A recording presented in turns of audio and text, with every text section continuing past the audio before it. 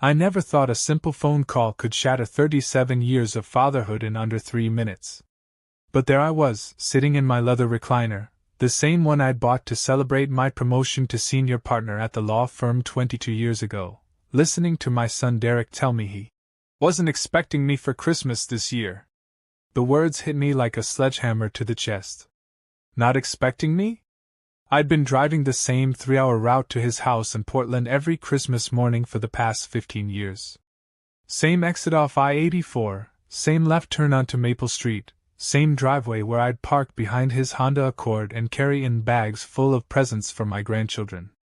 But here's the thing that really twisted the knife. He said it so casually, like he was telling me about the weather. Like I was some distant relative he could just dismiss. Asterisk, if you've ever felt the ground disappear beneath your feet when someone you love betrays you, hit that subscribe button right now. Because what happened next will show you exactly why family loyalty matters more than anything else in this world. Asterisk. Dad, we're actually going to Linda's parents' place in Seattle this year. Derek continued, and I could hear my daughter-in-law's voice in the background, probably coaching him through this conversation. Her mom's been sick, you know, and we figured. I didn't hear the rest. My mind was racing back to 18 months earlier, when Derek had called me in a panic. His voice was shaking so badly I could barely understand him. The bank was threatening foreclosure on their house, the beautiful 4-bedroom colonial I'd helped them find, the one where my grandchildren Mia and Jackson were supposed to grow up safe and secure. Dad, I don't know what to do. He'd sobbed into the phone. I got laid off last month, and Linda's part-time job isn't enough. We're 3 months behind on the mortgage, and they're starting proceedings. We're going to lose everything. That was all I needed to hear. Within 24 hours, I'd restructured my entire retirement portfolio, cashed in bonds that were meant to fund my golden years, and wired $847,000 to their mortgage company. Not a loan, a gift. I wanted my son and his family to have security, to never face the terror of homelessness. When Derek had called to thank me, he was crying again. But these were different tears. Tears of relief, of gratitude, of a son who finally understood what his father would sacrifice for him. I'll never forget this, Dad, he'd whispered. Never. You saved us. 18 months. That's how long it took for never to become. Never mind. Sitting there with the phone pressed to my ear, listening to him explain why I wasn't welcome at Christmas, I felt something cold and hard settling in my chest. This wasn't just disappointment. This was betrayal at its purest form. Derek, I said, cutting through his rambling explanation about Seattle and Linda's mother's mysterious illness. Do you remember what you told me when I paid off your mortgage? There was a pause. A long, uncomfortable pause that told me everything I needed to know. Dad, that was different. We were desperate then. Different. As if desperation justified taking everything I offered, but comfort justified throwing me away. I'm 64 years old. I've been practicing law for 38 years, and I've seen every kind of human ugliness you can imagine. Fraud, embezzlement, murder, betrayal. I thought I'd develop thick skin. But nothing prepares you for the moment your own child looks at the sacrifices you've made and decides they don't matter anymore. So let me understand this, I said, and I could hear my courtroom voice emerging, calm, measured, dangerous. You're not expecting me for Christmas. The Christmas tradition we've maintained for 15 years. The Christmas that, last year, you said was the most important day of the year for our family. Dad, don't make this harder than it has to be.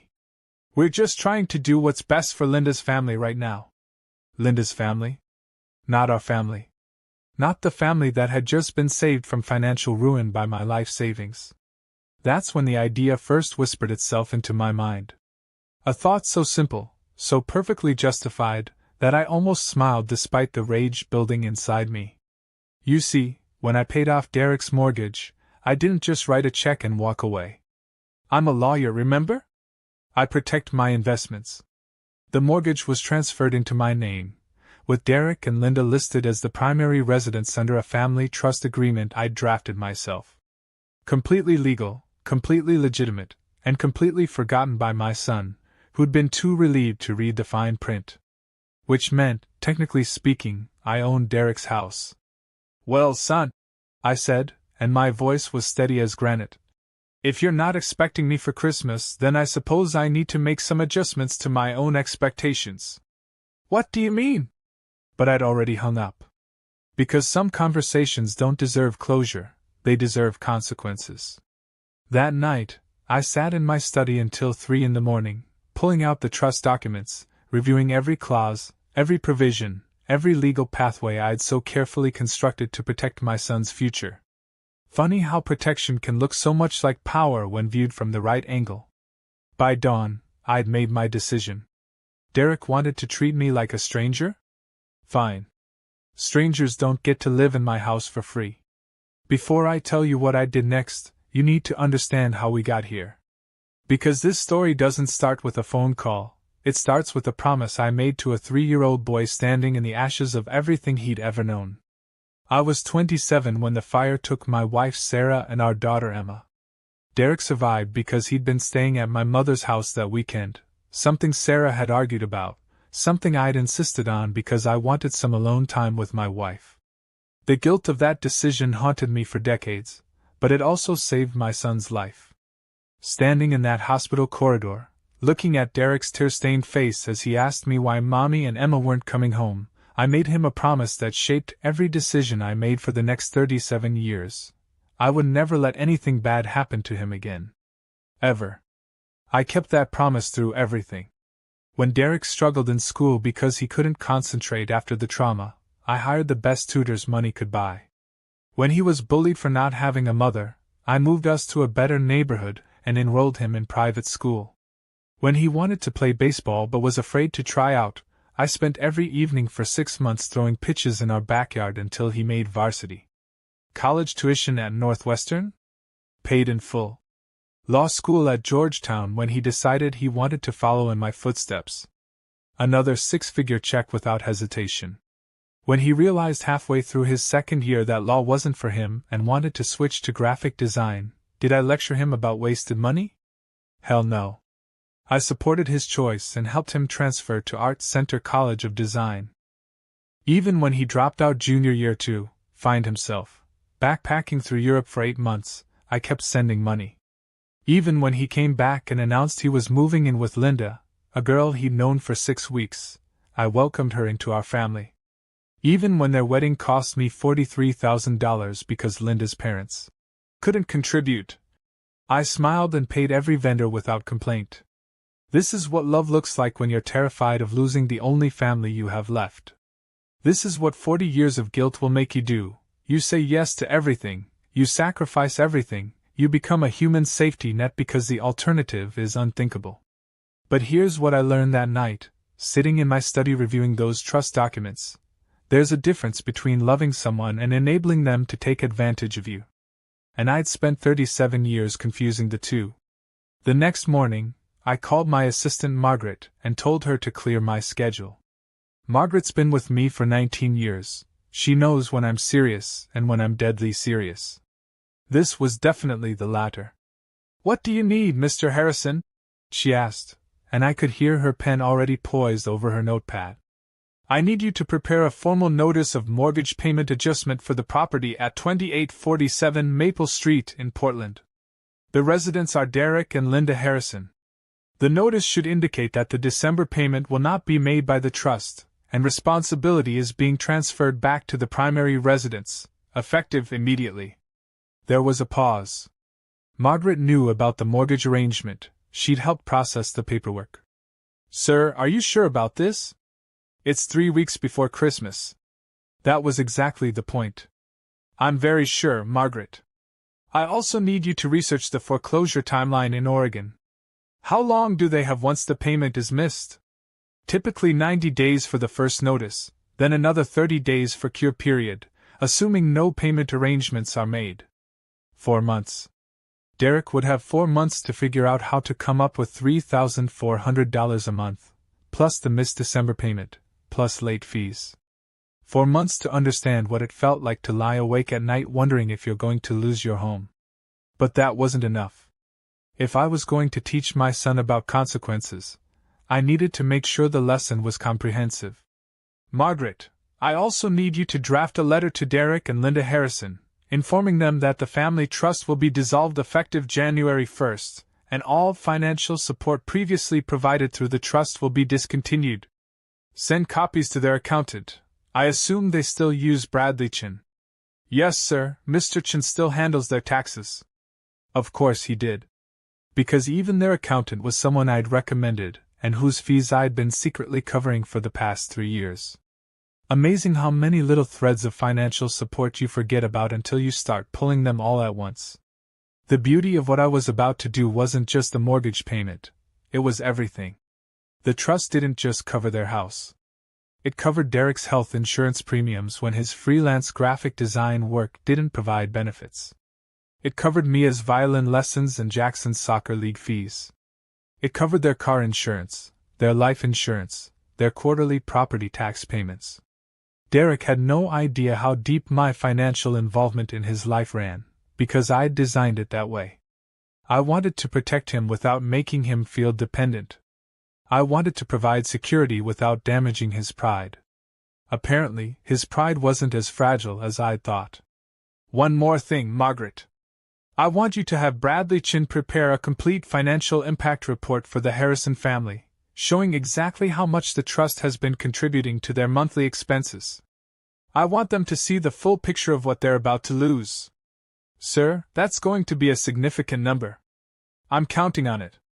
After I hung up with Margaret, I did something I hadn't done in years.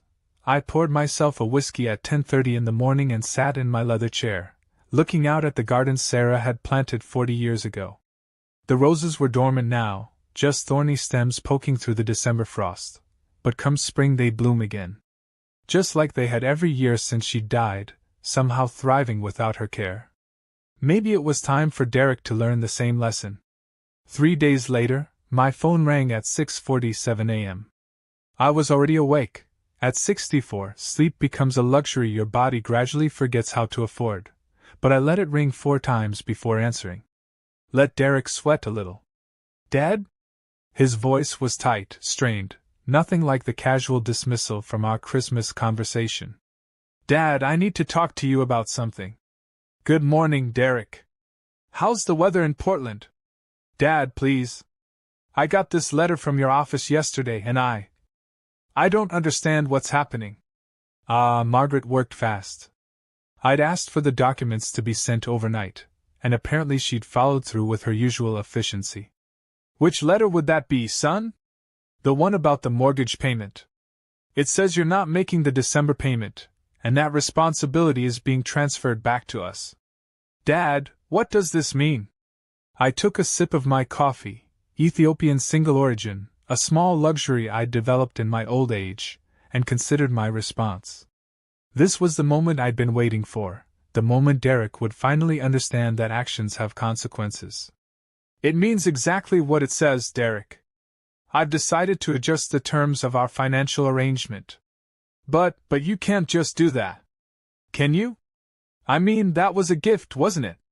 Such a revealing question.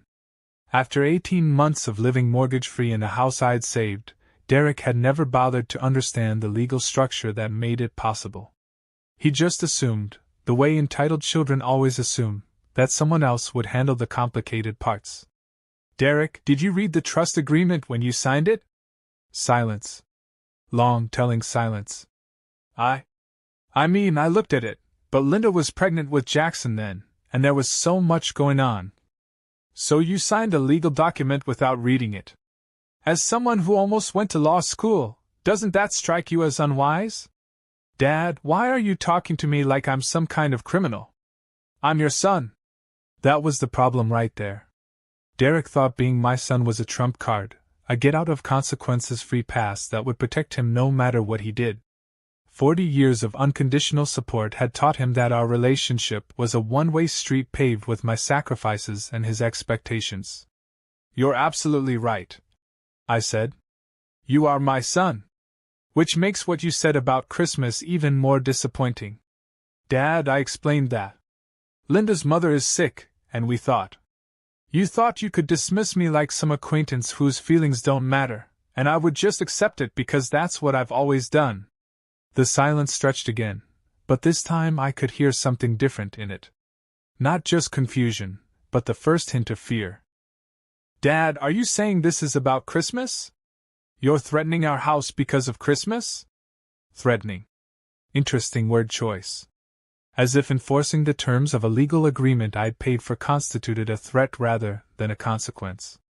I'm saying that I've spent 37 years teaching you that your choices don't matter, that someone else will always clean up your messes, that you can treat people however you want because love means never having to face the results of your actions.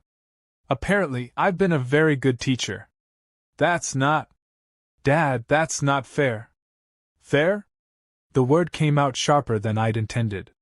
Fair is giving your son nearly $1 million to save his house. Fair is supporting his family for years without asking for anything in return.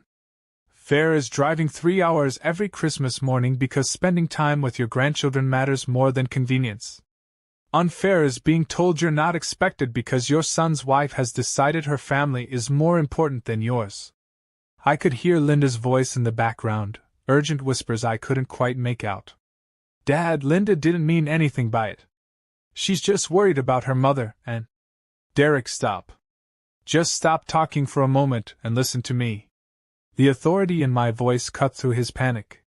After 40 years of practicing law, I know how to command attention when it matters. This conversation isn't about Linda's mother or Christmas plans or hurt feelings. This is about respect. It's about understanding that relationships require reciprocity, that love without respect is just manipulation, and that treating people like they're disposable has consequences. But I don't treat you like you're disposable. Really? When's the last time you called me just to see how I was doing? Not because you needed something, not because it was my birthday or a holiday, but just because you wondered about your father's life? Another silence. Longer this time. When's the last time you invited me to anything, a barbecue, a school play, a family dinner, without me asking first? Nothing. When's the last time you thanked me for anything I've done for you in the past 5 years? The silence was becoming its own answer.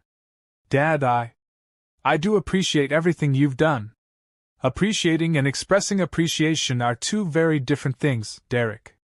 But here's what concerns me most. You just spent the last 10 minutes of this conversation trying to justify dismissing me from Christmas, and you haven't once asked how I felt about it. I could hear him breathing, could almost feel his mind racing to find the right words to fix this. But some things can't be fixed with words. They require actions, choices, consequences. The mortgage payment is due December 15th. I continued. That's 11 days from now. The amount is $3,400, plus a $150 late fee if it's not received by the due date. After 30 days, the bank will begin foreclosure proceedings. Dad, please, you can't do this to us. What about Mia and Jackson? They live here too. You should have thought about Mia and Jackson before you decided I wasn't expected for Christmas. You should have thought about them before you decided to take me for granted. But I can't come up with $3,400 in 11 days. You know my business is struggling, you know Linda's only working part-time. And there it was, the admission I'd been waiting for. Derek couldn't afford his own house. Without my support, his comfortable life would collapse like a house of cards. Then you have a problem to solve, I said. A very serious problem that requires immediate attention. Dad, this is crazy. You're destroying our family over a misunderstanding. No, Derek. You destroyed our family when you decided I didn't matter enough to include in Christmas. I'm just making sure you understand the financial reality of that choice. I hung up before he could respond, but this time I didn't feel satisfied. I felt something darker, something that scared me a little. I felt powerful. You know what's funny about power? Once you start using it, you realize how much you've been giving away without noticing. It's like discovering you've been walking around with a loaded gun in your pocket for years, thinking it was just dead weight. 2 days after my conversation with Derek, Margaret knocked on my office door with an expression I'd never seen before, somewhere between concern and fascination. "Mr. Harrison, I have Bradley Chin on line 2. He's requesting an urgent consultation regarding the Harrison Family Trust." I smiled. Derek was mobilizing his resources, probably hoping his accountant could find some loophole, some legal technicality that would force me to continue funding his lifestyle. "Put him through, Margaret." Bradley Chin had been handling Derek's taxes for 5 years, ever since I'd recommended him during one of Derek's periodic financial crises. Bradley was good at his job, methodical, thorough, discreet. Exactly the kind of accountant you want when your financial life is complicated by a wealthy father's generosity. "Mr. Harrison, thank you for taking my call. I have Derek and Linda here with me, and we're trying to understand the implications of dissolving the family trust." Of course, they were all together. Derek had probably called an emergency meeting the moment he realized the magnitude of what was about to happen. "The implications are fairly straightforward, Bradley. The trust will cease all financial obligations effective January 1st, and responsibility for those obligations will revert to Derek and Linda. Sir, I've prepared the analysis you requested, and the numbers are significant." I could hear shuffling papers through the phone, and in the background, Linda's voice saying something that sounded like, "How much? Why don't you walk us all through it, Bradley?" "Well, the trust has been covering the mortgage payment of $3,400 per month. But that's just the beginning. There's also the property tax supplement of $450 monthly, homeowner's insurance at $275, Derek's health insurance premium of $680, the children's extracurricular activities averaging $320, automobile insurance for both vehicles at $310, life insurance premiums of $185, and various other expenses that total approximately $890 per month." I heard Linda gasp. Even Derek made a sound, somewhere between a choke and a whimper. "What does that come to annually, Bradley?" "The total annual support through the trust has been $81,240. Monthly, that's $6,770 in expenses that Derek and Linda will need to cover starting January 1st. Silence. The kind of silence that happens when people finally understand how deep the water is they've been swimming in. "There's more," Bradley continued, and I could tell he was trying to maintain professional composure. "I've reviewed Derek's freelance income for the past 12 months, and his average monthly net is approximately $2,800. Linda's part-time income adds another $1,150. Their total household income is $3,950 per month, against expenses of $6,770. I said, just to make sure everyone was following the math. "That's correct. They're currently running a monthly deficit of $2,820, which has been covered by the trust." Derek finally found his voice. "Dad, I had no idea it was that much. We never looked at it all together like that." "Of course you didn't," I replied. "Why would you? It was easier to just let someone else handle the complicated parts while you focused on the fun parts of life." Linda's voice came through clearly now, sharp with panic. "We can't survive on $3,950 a month. That's barely above poverty level for a family of 4. "You're absolutely right, Linda. Which raises an interesting question. How did you think you were living so comfortably on Derek's income?" No answer. Because the answer would have required acknowledging that their comfortable life was built on my money, and apparently acknowledging my contributions was something they'd forgotten how to do. "Bradley," I continued, "what would Derek and Linda need to earn monthly to maintain their current lifestyle without trust support?" More paper shuffling. "They'd need a combined income of approximately $8,500 per month after taxes. That's roughly $130,000 annually gross income. So Derek would need to more than triple his current earnings, or Linda would need to move from part-time to a very well-paying full-time position." "That's correct. In 11 days, when the mortgage payment is due." "Yes, sir." I let that sink in for a moment. Sometimes silence is the most powerful tool in a lawyer's arsenal. Derek's voice was smaller now, defeated. Dad, what do you want from us? What did I want? That was the question that had been keeping me awake for the past week. Revenge felt good in the moment, but it wasn't sustainable. Power was intoxicating, but it didn't fill the emptiness that Derek's dismissal had created.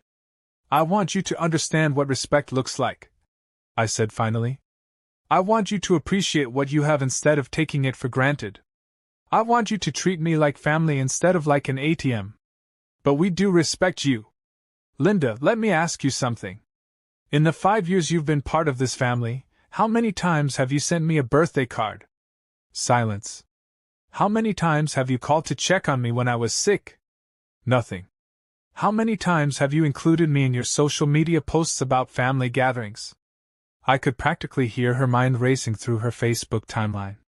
How many times have you thanked me for paying for your children's activities, your insurance, your life? Dad, Derek interrupted. We didn't know you were paying for all of that. Because you never asked? Because you never wanted to know?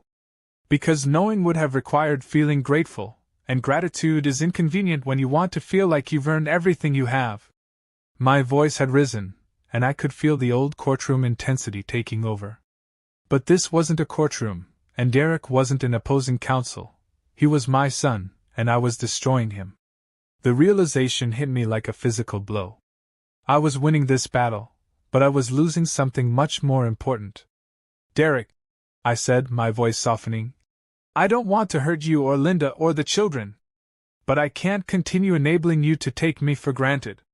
So what happens now? Now you have a choice. You can figure out how to make this work on your own, or you can recognize that being part of a family means considering other people's feelings before making decisions that affect them. What does that mean practically? I looked out my office window at the parking lot, watching people come and go with their normal problems and their normal lives, and I realized I was at a crossroads. I could follow this path to its logical conclusion and watch my son lose his house, or I could find a way to turn this crisis into something resembling a solution. It means you have until December 15th to show me that you understand what family actually means. How do we do that? You'll figure it out, Derek. You're a smart man. You just need to start acting like one. The week that followed was the longest of my life since Sarah and Emma died. Every morning, I woke up expecting my phone to ring. Every evening, I fell asleep wondering if I'd pushed things too far. But Derek didn't call, and neither did Linda, and their silence told me more about our relationship than any conversation ever could. You want to know what 72 hours of silence from your only living child feels like? It feels like drowning in slow motion. It feels like watching your life's work, 37 years of love, sacrifice, and dedication, evaporate because you finally asked to be treated with basic human respect. By Thursday morning, I was questioning everything. Had I overreacted? Was losing my Christmas invitation really worth destroying my son's financial security? Was I teaching Derek a valuable lesson about consequences? Or was I just a bitter old man using money as a weapon because his feelings got hurt? That's when Margaret knocked on my door with an expression I'd never seen before, somewhere between sympathy and excitement. Mr. Harrison, you have a visitor. Before I could ask who it was, Mia walked into my office. My 8-year-old granddaughter, Derek's oldest child, wearing her school uniform and carrying a backpack covered in rainbow stickers. Grandpa Dan, we need to talk. If you've ever been addressed by an 8-year-old who's decided to take charge of a situation, you know that resistance is futile. Mia had inherited the best parts of both Derek and Linda, Derek's artistic sensitivity and Linda's practical determination, but she'd also inherited something from my side of the family, the ability to cut through bullshit with surgical precision. Mia, sweetheart, what are you doing here? How did you get here? I took the bus. Well, 3 buses. And I walked from the bus station, but I got a little lost, so I asked that nice lady in the lobby for help. My heart stopped. Mia had traveled from Portland to my office in downtown Seattle by herself? That was 3 hours through some of the most dangerous parts of the city. Mia, does your mom know where you are? Mom thinks I'm at school. Dad thinks I'm at school too, but he's been crying a lot lately, so I don't think he's thinking about much except that. Derek had been crying. My son, the man who'd inherited my stubborn pride and my tendency to internalize emotion, had been crying. And his 8-year-old daughter had noticed. "Grandpa Dan, Mom and Dad are scared about our house. They think we're going to have to move, and Jackson's been having nightmares because he heard them talking about it." I felt something twist in my chest. Jackson was only 5, Derek's youngest, a sweet kid who still believed in magic and thought all adults were basically good. The idea of him having nightmares because of something I'd done. "What do you know about the house situation, sweetheart? I know you used to pay for stuff, and now you're not paying for stuff, and Mom and Dad are worried we won't have enough money." Such simple words for such a complicated situation.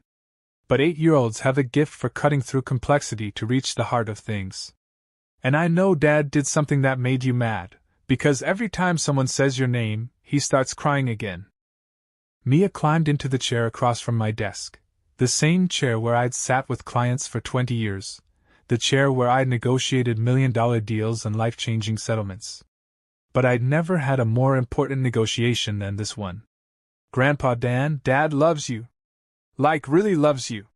He has pictures of you all over his office, and he tells everyone about how smart you are and how proud he is to be your son. If he's so proud of me, why did he tell me I wasn't expected for Christmas? Because Mom's mom called and said she was really, really sick and might die soon, and Mom started crying and said we had to go see her right away." I felt the first crack in my righteous anger. Derek hadn't mentioned that Linda's mother might be dying. He just said she was sick, and I'd assumed he was making excuses. "But Dad didn't want to not invite you to Christmas," Mia continued. "I heard him and Mom talking about it for like 3 hours. Dad said we should invite you to come to Seattle with us, but Mom said her parents' house wasn't big enough, and they got in a big fight about it." Another crack. Larger this time. "So Dad was trying to figure out what to do, and then he called you, but I think he said it wrong because when he hung up, he put his head on the table and made these really sad sounds." I closed my eyes. I'd been so focused on Derek's words. "We're not expecting you," that I'd never considered the possibility that those words didn't reflect his feelings, just his poor communication skills. "Mia, why did you come here today?" "Because grown-ups are really bad at talking to each other. Like really, really bad. And I figured maybe if I talked to you, I could explain what Dad was trying to say but couldn't figure out how to say right." Out of the mouths of babes. This 8-year-old had identified the core problem that I, with all my legal training and life experience, had missed entirely. This wasn't about respect or gratitude or family loyalty. This was about 2 stubborn men who never learned how to communicate when emotions were running high. "What do you think Dad was trying to say?" "I think he was trying to say that Christmas was going to be different this year, but he still wanted you to be part of it, but he didn't know how to make that work with Mom's mom being sick." "And what do you think I should do about that?" Mia looked at me with the kind of direct, uncompromising gaze that only children can manage. "I think you should call Dad and ask him what he really meant instead of just getting mad and trying to take our house away." The simplicity of it was staggering. Instead of launching a campaign of financial warfare, I could have just asked for clarification. "But Mia, sometimes when people hurt your feelings, you want to hurt their feelings back." "Yeah, but that's dumb. Because then everyone's feelings are hurt, and nobody's happy, and Christmas gets ruined for everyone." I stared at my granddaughter, this wise little person who'd somehow managed to grasp what I'd been missing for the past week.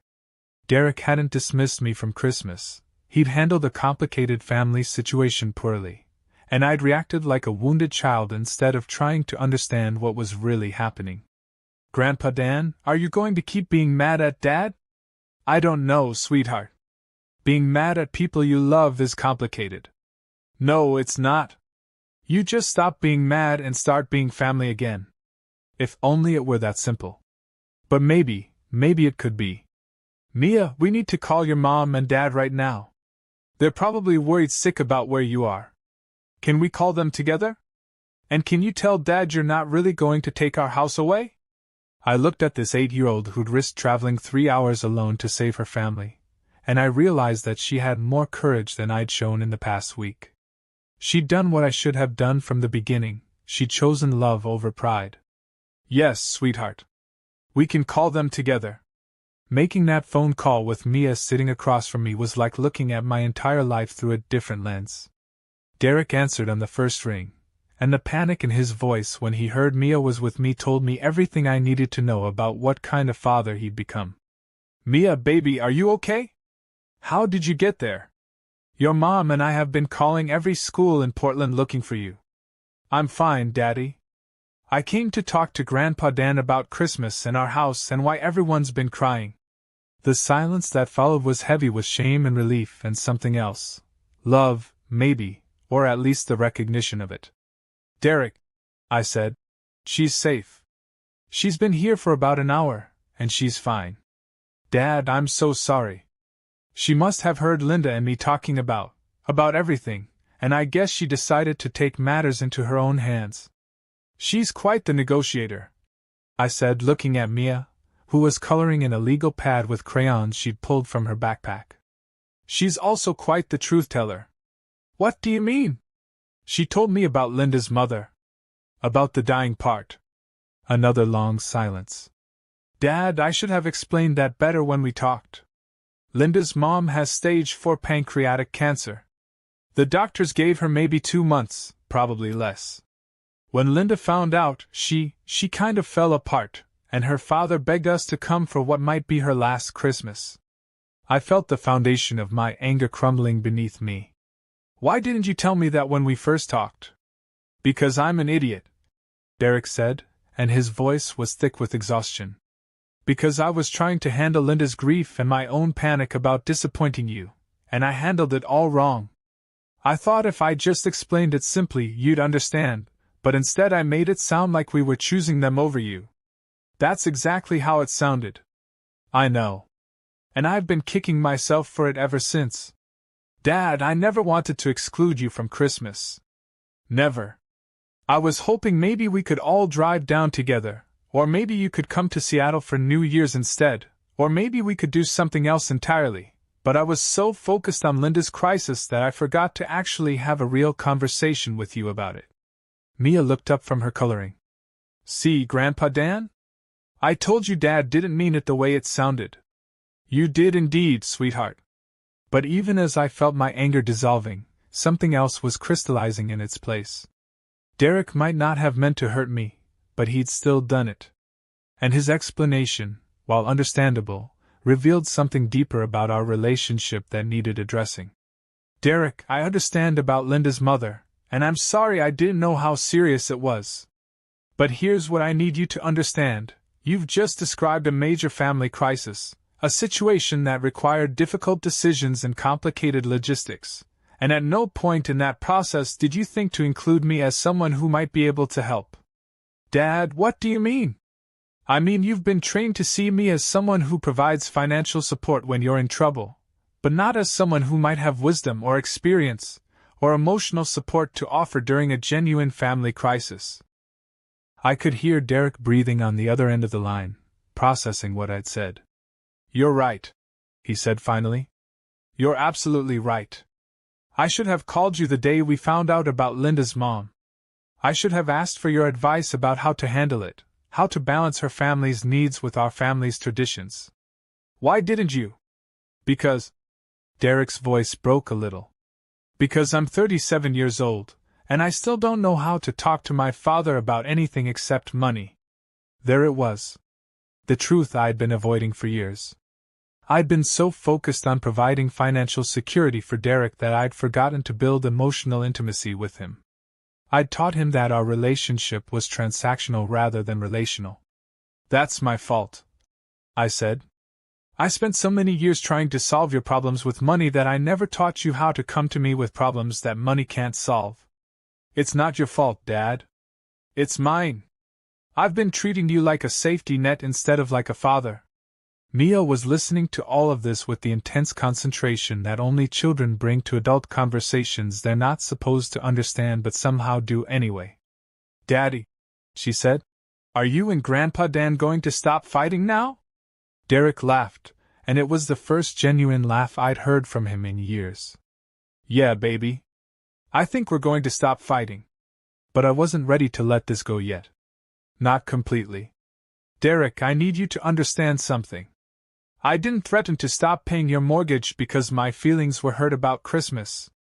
I did it because I realized I'd enabled you to take me for granted, and I was tired of being taken for granted. I know. And you were right to do it. That surprised me. I was. Dad, when I got that letter from your office and saw all those numbers laid out, I realized for the first time how much of our life was built on your generosity. And I realized that I'd never once thanked you properly for any of it. You thanked me when I paid off the mortgage. I thanked you for the mortgage, but I never thanked you for the insurance premiums or the kids' activities or the property taxes or any of the 100 other things you've been covering. I never thanked you because I never even knew about most of it. Because you never asked? Because I didn't want to know. Because knowing would have made me feel dependent, and I wanted to feel like I was succeeding on my own. I looked at Mia, who had stopped coloring and was watching me with those clear, 8-year-old eyes that missed nothing. Derek, what if I told you that stopping the mortgage payment wasn't really about teaching you a lesson? What if I told you it was about me finally admitting that I don't know how to be your father without being your bank account? Silence. Long, thoughtful silence. Then I'd say we both have some things to figure out. Yeah.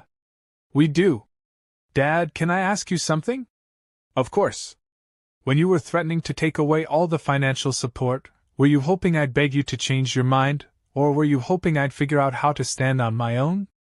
It was a good question. A fair question. And I wasn't sure I knew the answer. Honestly? I think I was hoping you'd fight for our relationship instead of just accepting that it was over.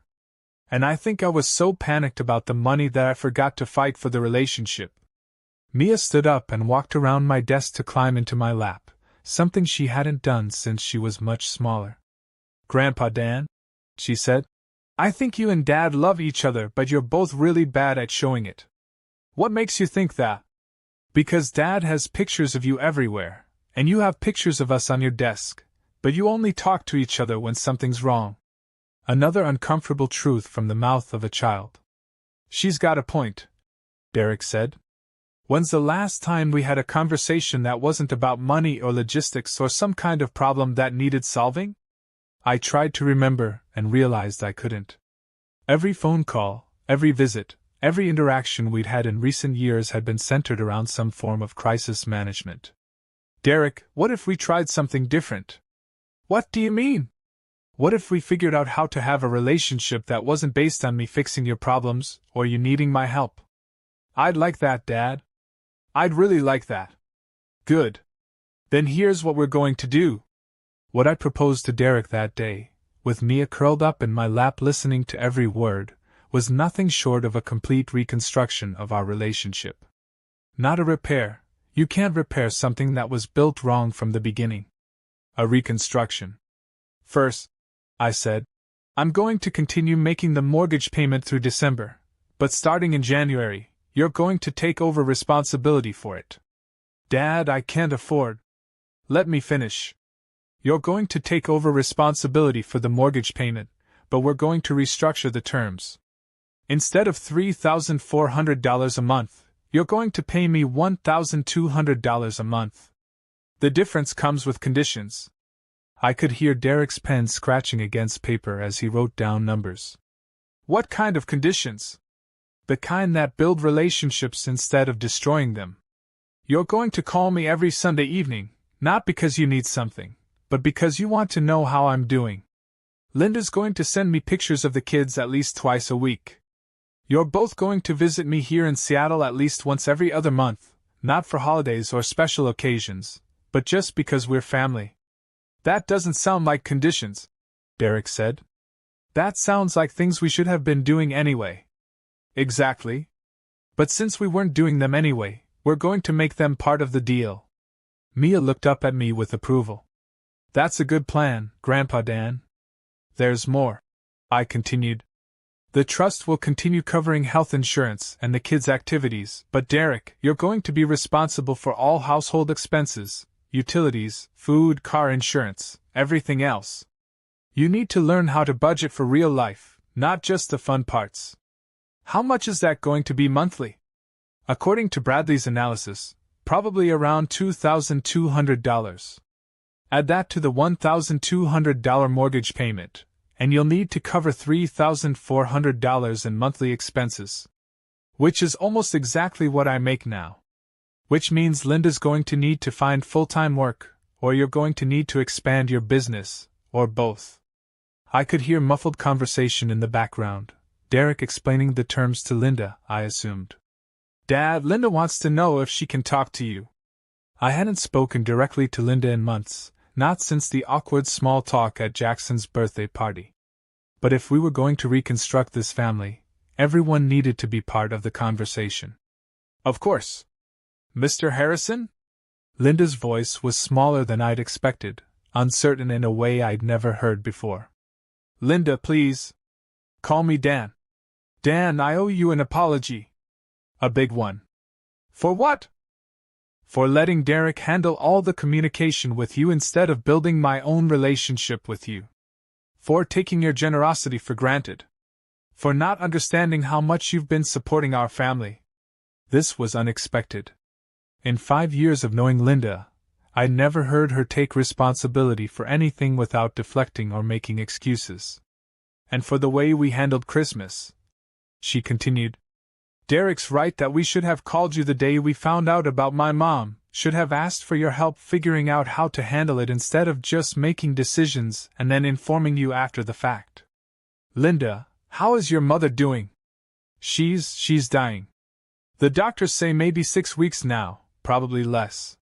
She's in hospice care, and my dad is falling apart, and I panicked when I realized this might be our last Christmas with her. I could hear her crying softly, and I felt the last of my anger dissolve completely. Linda, what if there was a way to spend Christmas with your mother, and still include me in the family celebration? What do you mean? What if I came to Seattle for Christmas? I could get a hotel room, and we could all have Christmas morning together before you drive to your parents' place. Or I could come with you to visit your mother. I'd like to meet her, and I'd like to be there to support you and Derek during this difficult time. The silence that followed wasn't uncomfortable this time. It was thoughtful. You'd do that? Linda asked. You'd change your whole Christmas tradition to accommodate our crisis? Linda, that's what family does. That's what I've been trying to teach Derek, and apparently what I needed to learn myself. More muffled conversation, then Derek came back on the line. Dad, Linda and I just realized something. We've been thinking about this whole situation wrong. How so? We've been thinking about it as choosing between your Christmas tradition and Linda's family emergency. But it's not about choosing, it's about adapting. It's about figuring out how to honor both without sacrificing either. That's a very mature way to look at it. We learned it from an 8-year-old, Derek said, and I could hear the smile in his voice. Mia beamed at me from my lap. I told you grown-ups were bad at talking to each other. You were absolutely right, sweetheart. Derek, I continued, there's one more thing we need to discuss. What's that? The lesson you've learned about financial independence. I don't want you to think that becoming self-sufficient means I stop caring about your family's welfare.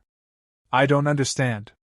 What I mean is, there's a difference between enabling dependency and providing support during genuine emergencies.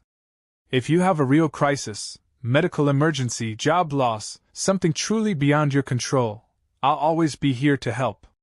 But the day-to-day expenses, the normal cost of living, the predictable bills, those are your responsibility now. That's fair, Dad. More than fair. And Derek? The next time you're facing a difficult decision that affects our family, I want you to call me before you make the decision, not after. I will. I promise. Don't promise, son. Just do it. Promises are words. Actions are what matter. Mia was getting restless in my lap, probably tired from her adventure and ready to go home to familiar surroundings. Speaking of actions, I said, we need to figure out how to get Mia back to Portland safely. Actually, Dad, Linda and I were wondering if we could drive up this afternoon to pick her up. We could stay overnight and have dinner together, maybe start practicing some of those relationship-building skills we've been talking about. The idea of Derek and Linda making a 6-hour round trip just to have dinner with me was so far outside our normal pattern that I almost didn't believe it was real. "You'd do that? We should have done it months ago. Years ago, actually." "Then yes, I'd like that very much." "And Dad?" "Thank you." "For what?" "For caring enough to get angry with us. For loving us enough to risk losing us in order to save our relationship." I looked down at Mia, who had fallen asleep in my lap despite all the conversation swirling around her, and I realized that this 8-year-old had accomplished something I'd been trying to figure out for 37 years. She'd shown me how to love someone without enabling them, how to set boundaries without building walls, how to demand respect without destroying relationships. "Derek, one last thing." "Yeah, Dad?"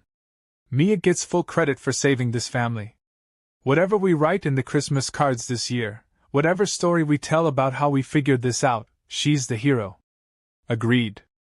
Absolutely agreed. 6 months later, I was sitting in my garden on a warm June morning, watching Derek teach Jackson how to throw a curveball while Linda and Mia picked strawberries from the patch Sarah had planted decades ago. It was the first time my house had felt like a home since I'd lost my wife and daughter, and it was all because an 8-year-old had decided that adults needed supervision. The changes hadn't been easy. Derek's business struggled for the first 3 months as he learned to balance creative work with aggressive marketing. Linda had to swallow her pride and take a full-time position at a dental office, working for a boss who was 20 years younger and considerably less patient than she'd hoped. There were nights when they called me in tears, overwhelmed by the financial pressure and the constant juggling of work and family responsibilities. But they never asked me to go back to the old arrangement. Not once. Instead, Derek started calling every Sunday evening like clockwork, and our conversations gradually evolved from crisis management to actual relationship building. He told me about clients who drove him crazy and projects that excited him. He asked for advice about parenting, about marriage, about the challenges of building a business without compromising your integrity. Linda started sending me pictures of the kids, but more than that, she started including me in the family's daily life. Text messages about Mia's violin recitals and Jackson's soccer games, photos of family dinners and bedtime stories, updates about their struggles and victories that made me feel like a grandfather instead of just a financial safety net. Most importantly, they started visiting. Not for holidays or special occasions, but just because they wanted to spend time together. Derek would drive up for a weekend and we'd work in the garden together, or Linda would bring the kids for a day trip to the Seattle waterfront. Simple stuff, normal family stuff, the kind of relationship I'd always wanted but never knew how to ask for. The mortgage arrangement was working too. Derek's $1,200 monthly payments were always on time, often early. He'd framed his first payment stub and hung it in his office. A reminder, he said, of the day he started taking responsibility for his own life. But the real test came in March, when Linda's mother died. I got the call at 2:17 a.m. Derek's voice was steady but hollow, the voice of someone who'd been expecting bad news but wasn't prepared for how it felt when it arrived. "Dad, Linda's mom passed away tonight. Peaceful at home, with the family around her. How's Linda doing?" She's falling apart. The funeral is Friday, and there are a million details to handle, and Linda's dad is too grief-stricken to make decisions about anything. What do you need from me?" It was a simple question, but it represented everything that had changed between us. Not, "What can I fix?" or, "How much money do you need?" Just, "What do you need from me? Could you come down for the funeral?" Not to pay for anything or handle the arrangements, but just to be here with us. Linda doesn't have any other family support, and I think she could really use a grandfather figure to lean on. I was on the road to Portland within 2 hours. The funeral was everything you'd expect from the death of a woman who'd been loved by her family and respected by her community. Sad but beautiful, heartbreaking but healing. I sat in the back of the church and watched my son comfort his wife, watched Linda deliver a eulogy that made everyone cry, watched Mia and Jackson behave with a maturity that reminded me how much they'd grown in the past 6 months. But what struck me most was how Derek handled everything. He made decisions without consulting me, handled logistics without asking for help, provided emotional support for Linda without falling apart himself. He'd become the man I'd always hoped he'd be, not because I'd enabled him to avoid challenges, but because I'd finally stepped back and let him face them. After the service, Linda found me in the church lobby. "Dan, I want to thank you for being here." "Of course. Where else would I be? 6 months ago, you wouldn't have been here." She was right. 6 months ago, Derek would have called me with a crisis, I would have written a check to solve the immediate problem, and I would have missed the opportunity to provide the thing they actually needed: presence, support, family. 6 months ago, you wouldn't have wanted me here. "You're wrong about that," Linda said. 6 months ago, I wouldn't have known how to ask you to be here. There's a difference. That evening, as we sat in Derek's living room sharing memories of Linda's mother, Mia crawled into my lap with a book she wanted me to read to her. It was the same book I'd read to Derek when he was her age, a story about a little girl who goes on adventures but always comes home to the people who love her. "Grandpa Dan," Mia said as I finished the last page, "are you glad I came to your office that day?" "Very glad, sweetheart." "Why do you ask?" "Because Jackson said you were going to take our house away, but I told him you weren't really going to do that, you were just trying to teach Dad how to be a better son." "What made you think that?" "Because you have pictures of us everywhere, and people don't put pictures of people they don't love on their desk." 8-year-old logic, cutting straight to the heart of things again. "You were right, Mia. I was never really going to take your house away." "I know. But I think Dad needed to believe you might, so he could learn how to take care of us himself." I looked across the room at Derek, who was helping Linda clean up dinner dishes while Jackson built elaborate structures with blocks on the floor. My son looked tired but content, stressed but capable, like a man who'd finally found his balance between accepting help and taking responsibility. "You know what I think, Grandpa Dan?" "What's that, sweetheart?" "I think grown-ups make everything too complicated. Love isn't complicated.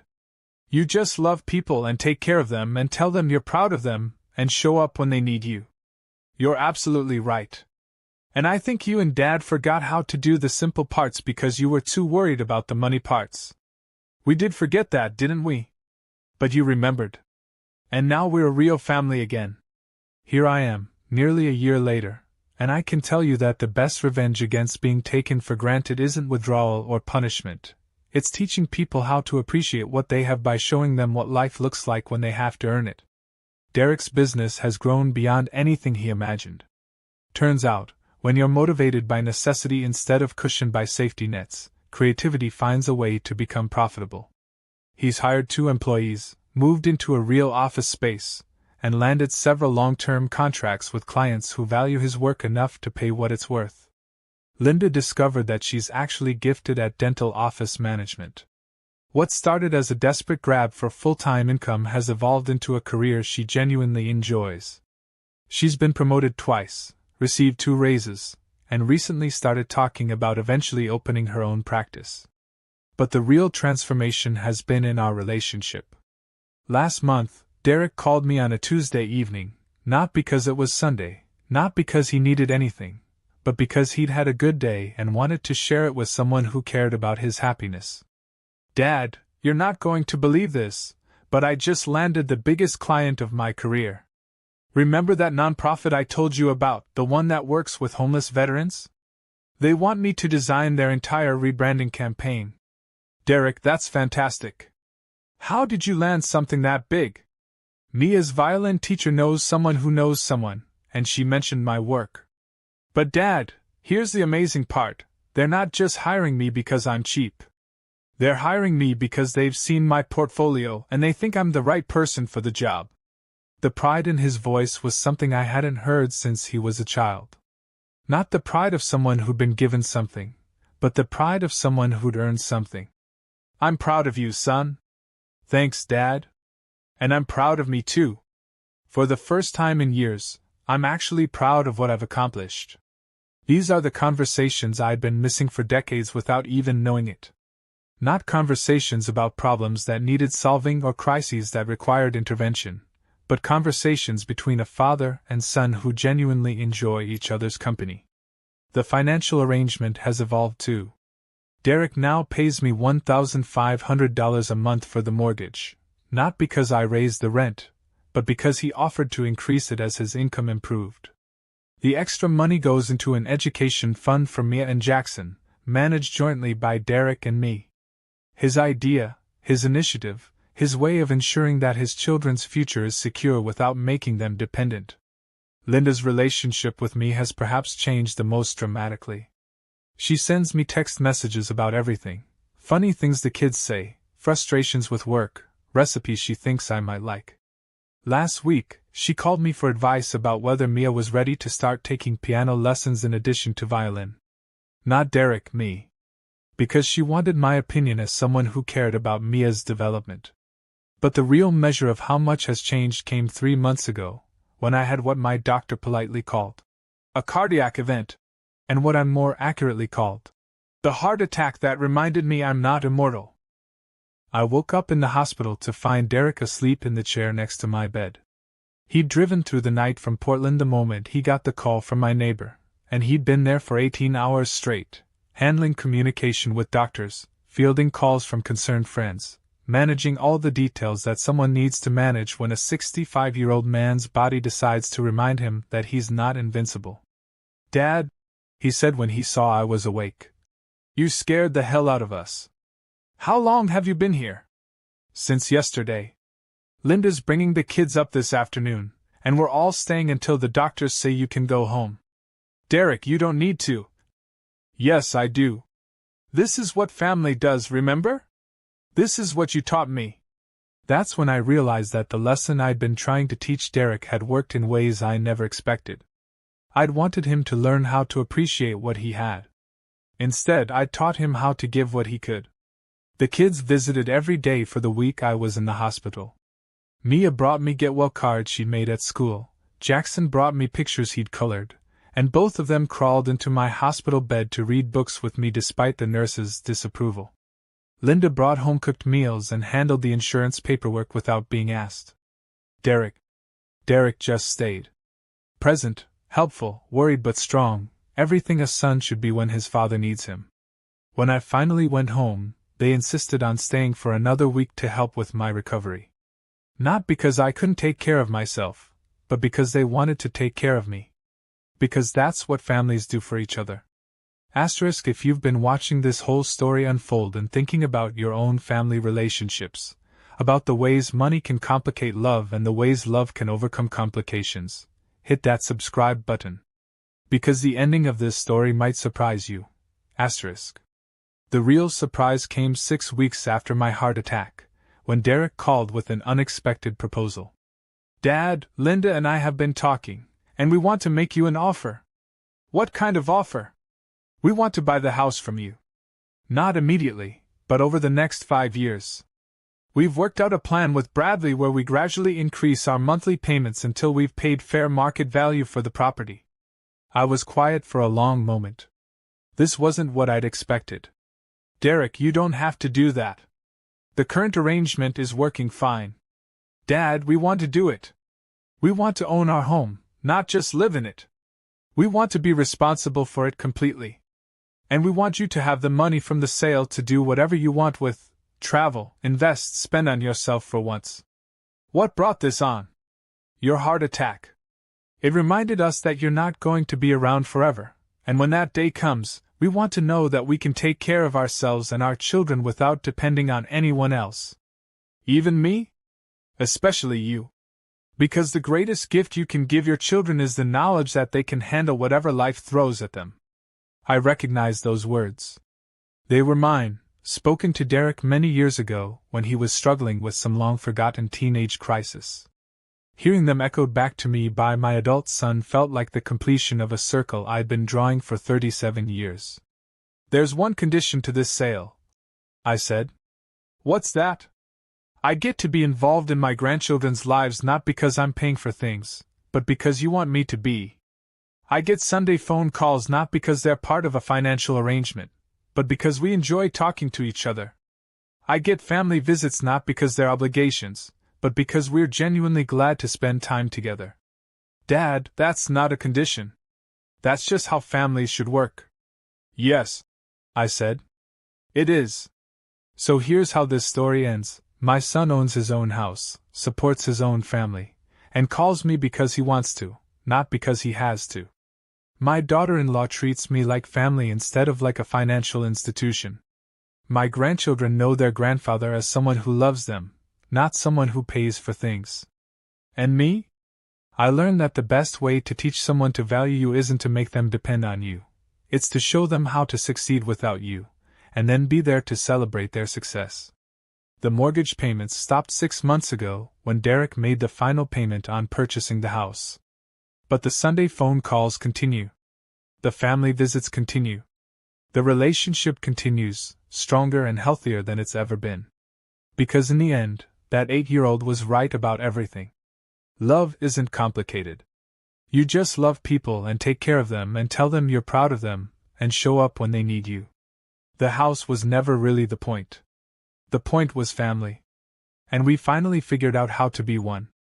Asterisk if this story reminded you that the best gifts aren't the ones you buy but the relationships you build, share it with someone who needs to hear that message. Because everyone deserves a family that shows up not because they have to, but because they want to. Asterisk.